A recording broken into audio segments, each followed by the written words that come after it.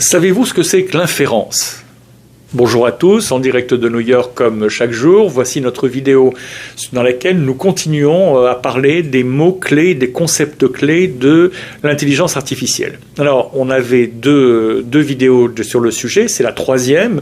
Pourquoi connaître ces concepts minimalistes, j'allais dire, c'est parce qu'ils sont à la base de l'intelligence artificielle et que si on veut pas être dans les charrettes des gens qui vont perdre leur travail, il faut savoir ce qui se passe. Il faut savoir de quoi on cause, et pour trouver un job, quand on en a un meilleur job, le garder, et ensuite un meilleur, et puis accéder pour les étudiants ou les alternants à un job permanent ou à un premier job, il faut connaître ces dimensions de l'intelligence artificielle. Alors, j'avais dit que je donnais peu de mots-clés pour pas que ce soit rébarbatif, mais ça n'avait pas l'air de l'être, puisque vous nous avez écrit en disant non, on préfère en avoir d'autres, donc donnez-nous encore quelques éléments d'intelligence artificielle, ce que je fais volontiers. L'inférence, c'est le fait d'utiliser un modèle d'intelligence artificielle pour faire des prédictions ou générer du texte, des images et d'autres contenus. L'inférence peut nécessiter beaucoup de puissance de calcul. Qu'est-ce que c'est que l'inférence ? Pour essayer de comprendre, si vous voulez, c'est ce que les gens de Google expliquent. Quand vous avez Gmail, Gmail depuis quelques mois, depuis 1 ou 2 ans, vous dit maintenant termine votre phrase. C'est assez humiliant d'ailleurs parce que ça veut dire qu'on était prévisible dans ce qu'on disait, mais c'est pratique quand vous écrivez à des gens parce que ça vous évite de remettre 50 fois les formules de politesse, de repartir. Des fois vous avez un trou, vous savez plus si c'est 2A, etc. et la préposition, que ce soit en français, en anglais, en allemand, en ce que vous voulez, et donc ça vous donne quelque chose et ça fait vos emails beaucoup plus vite. C'est le cas pour Gmail, mais c'est le cas pour beaucoup de choses où petit à petit on va inférer de ce que vous dites à la machine ou écrivez à la machine ce que vous voulez vraiment. Et donc, je ne sais pas si vous avez déjà eu cette opportunité de travailler avec des gens très intelligents et vifs. Quand vous commencez une phrase et qu'il la termine, moi je suis quelqu'un qui travaille avec moi comme ça, c'est très agréable, mais en même temps, des fois on a envie de dire, mais alors je ne sers plus à rien, c'est que la personne termine la phrase, dit oui, je sais bien ce que vous alliez dire. Mais l'ordinateur fait la même chose, mais le fait beaucoup plus vite. C'est-à-dire qu'en gros, vous mettez devant votre laptop et après quelques mots, il va se dire, bon, ok, c'est ça que tu vas me demander. Donc il le prépare avant, etc. C'est non seulement humiliant, mais c'est très pratique, mais surtout ça demande énormément de puissance de calcul. En tout cas au début.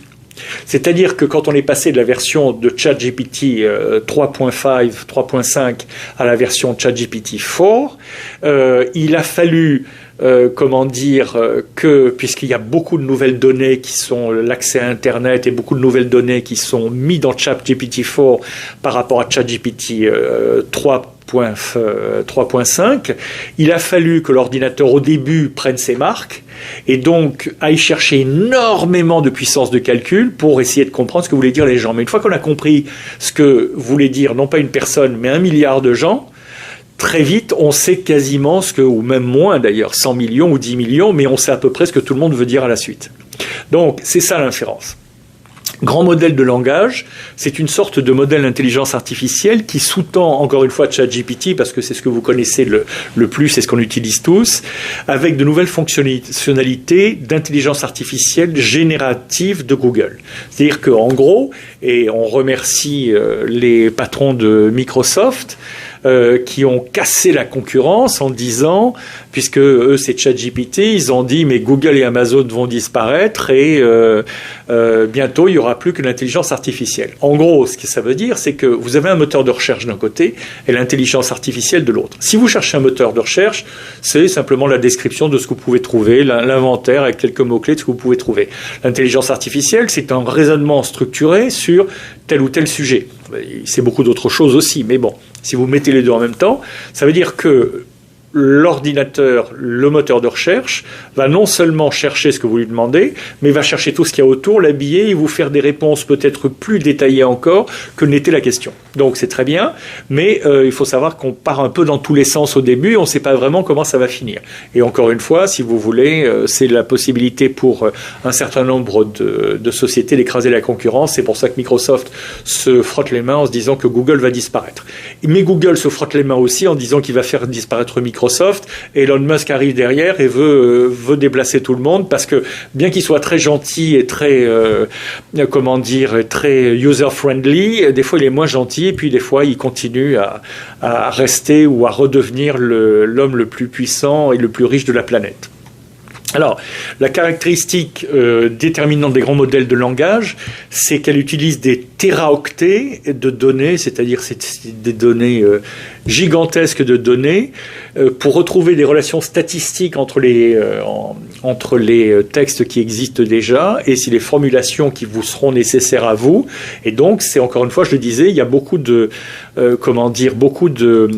mémoire et de calcul, de processer le calcul qui sont demandés au début, mais après ça va plus vite. Donc quand vous demandez à ChatGPT et qu'il met un petit moment à vous répondre parce que c'est nouveau, ben oui, mais c'était hier, parce qu'aujourd'hui ça va beaucoup plus vite, parce qu'entre hier et aujourd'hui, il y a 100 000 personnes qui ont demandé quelque chose qui c'est à peu près équivalent ou du même sujet que le vôtre, et voilà comment l'intelligence artificielle bouge encore plus vite qu'on le prévoyait. Autre concept très important, le LLM, Large Language Model, donc c'est ce qu'on disait dans une autre vidéo, c'est les grands modèles de langage qui utilisent des neurones profonds tels que les transformateurs pour apprendre des milliards et des milliards de données. Les trombones, non, c'est pas le trombone que vous prenez dans la main et sur lequel on se fait un peu mal, qui est en métal ou recouvert de caoutchouc. Non, c'est les paperclips, sont un symbole important pour les partisans de la sécurité de l'intelligence artificielle, car ils symbolisent la possibilité de l'intelligence artificielle de détruire l'humanité. On y revient sans arrêt, c'est comme une obsession. Mais si ça revient sans arrêt, c'est que franchement les gens qui en parlent savent de quoi ils parlent. Il fait référence à une expérience de pensée publiée par un philosophe, là où la philosophie rejoint la science, et puis la spiritualité au-delà de la philosophie, répondent à des questions, à toutes ces questions-là d'une certaine manière, qui est qu'il faut considérer l'intelligence artificielle dans ce qu'elle peut apporter de positif à l'humanité, mais écarter ce qui est négatif. Et l'éthique vous donne des réponses. C'est toujours l'histoire du couteau. Le couteau peut tuer quelqu'un, ou il peut servir à couper la viande, ou à couper des tomates pour faire de la salade. On préfère les deux dernières applications plutôt que la première. On préfère les centrales atomiques plutôt que les bombes atomiques. On préfère les fusées qui vont sur la Lune ou sur Mars aux missiles nucléaires. Donc, c'est réfléchir sur cette super-intelligence, comme disait Nick Bostrom, le philosophe, chargé de fabriquer autant de trombones que possible, de transformer les humains, la Terre, la partie croissante du cosmos, et en trombones, etc. Une vision un peu philosophique, c'est son langage à lui. Mais comme vous allez le voir revenir régulièrement, c'est un mot que vous devez, que vous devez avoir à l'esprit. La singularité, c'est un terme plus ancien, qui n'est plus souvent utilisé, mais qu'on utilise dans d'autres domaines encore, qui fait référence au moment où le changement technologique devient auto-renforçant, c'est-à-dire au moment de la création d'un AGI. AGI, je vous rappelle qu'il faut aller dans notre premier vidéo pour comprendre ce que c'est. Mais en gros, si vous voulez, c'est la black box auquel fait référence le patron de Google, qui est qu'à un moment, on ne sait plus comment l'intelligence artificielle se développe, parce qu'elle se développe toute seule.